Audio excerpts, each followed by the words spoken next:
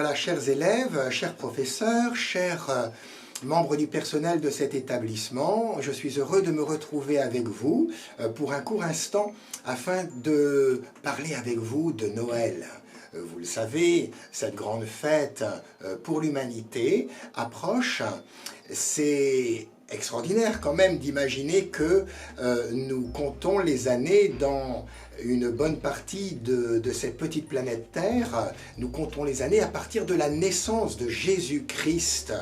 Et il est né très pauvrement, vous le savez, dans une mangeoire, dans une étable, parce qu'on ne souhaitait pas que son papa et sa maman puissent être accueillis dans de bonnes conditions. Ils n'ont trouvé que ce lieu misérable où est né ce Dieu qui désirait se faire chair depuis toute éternité. C'est cela le grand mystère de la foi chrétienne.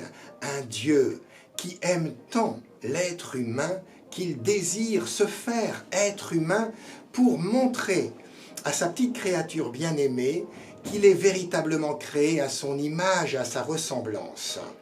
Et voilà, dans une nuit froide de Bethléem, Dieu est venu, après 9 mois de gestation, il est venu se montrer d'abord aux bergers et puis à des savants, des mages, pour qu'on vienne adorer ce Dieu fait chair. Écoutez bien ce très beau texte, qui est dans l'évangile de Luc, au chapitre 2.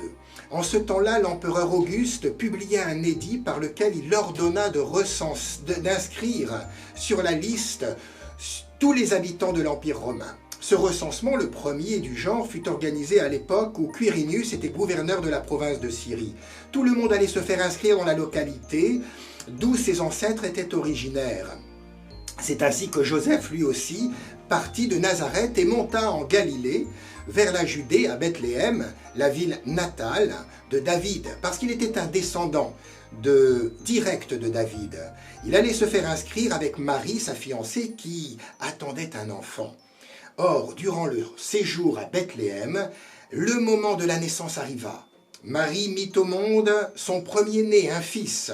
Elle l'emmaillota dans les langes et le coucha dans une mangeoire parce qu'il n'y avait pas de place pour eux dans les salles.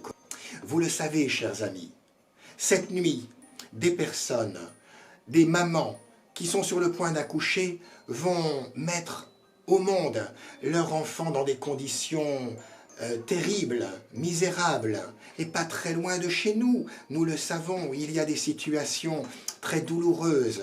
Eh bien, nous voyons un Dieu qui naît comme un pauvre et va mourir comme un pauvre. Mais c'est ce Dieu qui m'a séduit un jour, tout petit, parce que j'ai compris que ce Dieu n'était pas du tout insensible à la souffrance de l'être humain, et qu'au contraire, il épousait cette souffrance. Mais Noël, c'est d'abord la fête, et c'est le plus beau des cadeaux, c'est Jésus-Christ. Alors plutôt que de courir dans les magasins pour acheter, en priorité des cadeaux qui finiront par disparaître tôt ou tard, chers amis, allez acheter des cadeaux, effectivement, mais d'abord et avant tout, contemplez dans la mangeoire, chez vous ou ailleurs, ce Dieu qui vient s'offrir comme le cadeau par excellence. Soyez bénis, un très bon Noël, à terre tous et à terre toutes, et à la joie de se revoir. Et sachez que dans cette école Saint-Luc, à Cambrai, il y a de nombreuses propositions pour vous les jeunes et pour les professeurs, afin de grandir dans la foi et dans l'amour de Dieu. Bon Noël, au revoir.